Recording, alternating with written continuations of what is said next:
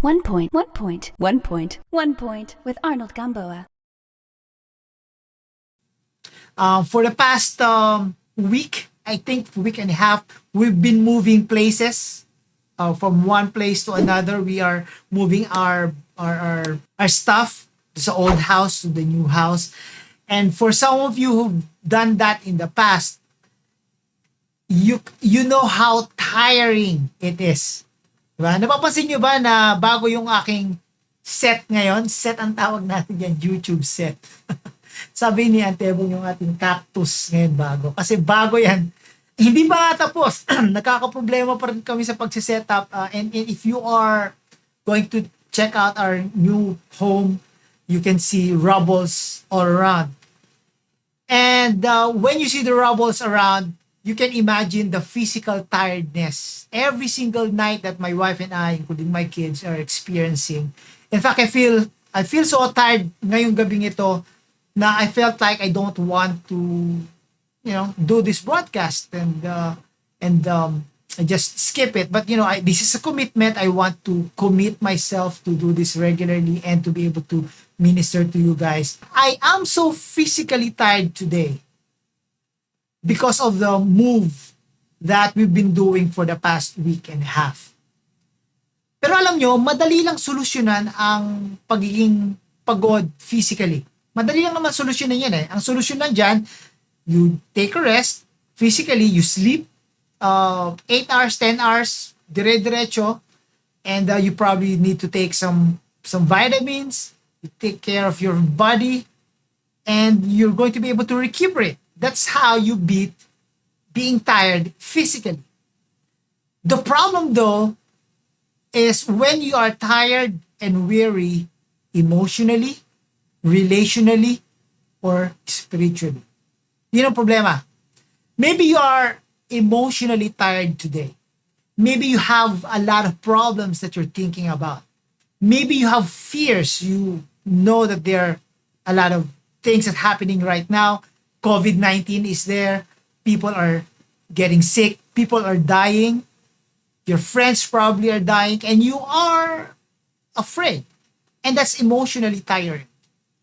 Maybe for some of you, you are relationally tired. You are relationally weary.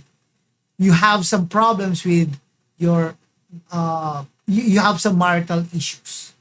You have some problem with your spouse. Or maybe you have some problems relationally with your kids. Or if you are a child, you have a problem relationally with your parents.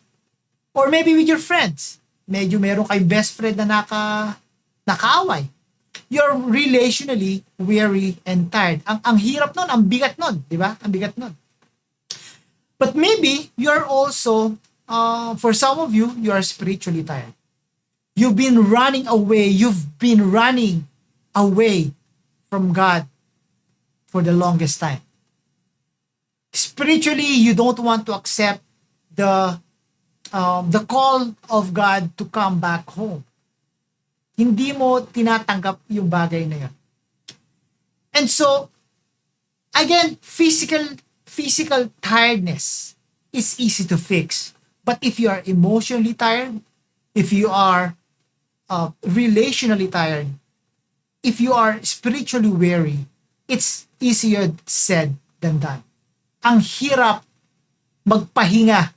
You wouldn't know how to and where to find rest for your souls if you are tired emotionally, relationally, and spiritually. Jesus offers some help. And I'd like to share with you tonight a verse from the Bible. This is one of the key verses that, this is some of the key verses that preach to myself whenever something is going on in my life. And I hope that these verses will minister to you tonight if you are spiritually tired, if you are emotionally tired, if you are relationally tired, if there's a lot of things going on in your life, and if there are a lot of things that you feel like you cannot carry on your own. This verse is found in Matthew chapter 11, verses 28 to 30. Matthew chapter 11, verses 28 to 30. I'll be reading from the New Century Version, and this is what Jesus Christ said. And this is an invitation by Jesus to not just for these people that that he is talking to during his time here on earth, but this is also an invitation for all of us. This is what Jesus said. Sabi ni Jesus, "Come to me, all of you who are tired and have heavy loads. Come to me." Come. That's an invitation. Sabi niya, pumarito ka. Come. All of you who are tired. Kung ikaw ay pagod at may mabigat na dinadala, and if you have heavy loads, I will give you rest. Jesus is saying, you come to me. If you have problems in life, if you are emotionally tired, if there are a lot of things that are burdening you right now, maybe financially, maybe relationally, maybe spiritually. If you have some problems in life right now, the invitation that all of us have today from Jesus is that He said, I will give you rest. I will give you rest. Sabi pa niya sa verse 29, accept my teachings and learn from me, because I am gentle and humble in spirit, and you will find rest for your lives. Kasi alam nyo, karamihan sa atin, we look for guidance from everywhere else. We look for guidance from the media, and there's nothing wrong with watching the news every night. When you're tired, yun nga lang, when you're weary and tired and you watch the news every night, the problem is you're going to get more tired. Napansin niyo ba yon? Mas nahihirapan ka doon. But you know, if you are tired physically, emotionally, and spiritually, Jesus is saying you can find teachings from other people, from the news, from the media, from your best friends, even from your pastors, and that's fine. But Jesus is saying, you accept me first, accept my teachings, and learn from me. You learn from me. And when you do that, when you learn from Jesus himself, because he is gentle and humble in spirit, you will find rest. Doon ka magkakaroon ng kapahingahan sa iyong buhay. When you learn from Jesus. Sabi dito, I am gentle and humble in spirit, and you will find rest for your lives. And lastly, he said, the burden that I ask you to accept is easy, and the load I give you is to carry is light. Because, you know, you will have to carry your load with Jesus himself. Dalawa kayo na magdadala. Yun ang maganda eh. Hindi lang si Jesus, hindi lang ikaw ang magdadala. You will have God, you will have Jesus himself to carry the load with you. And that's the important thing. Medyo, madaling makita kapag kapagod ka physically eh. Because what you're going to do is simply take a rest. Diba?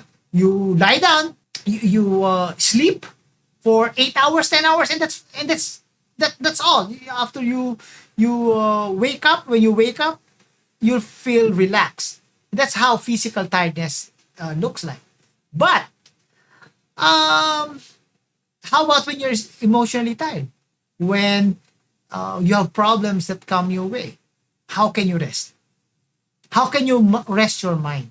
How can you rest your spirit? If you are running away from God, you're spiritually tired, how can you find rest?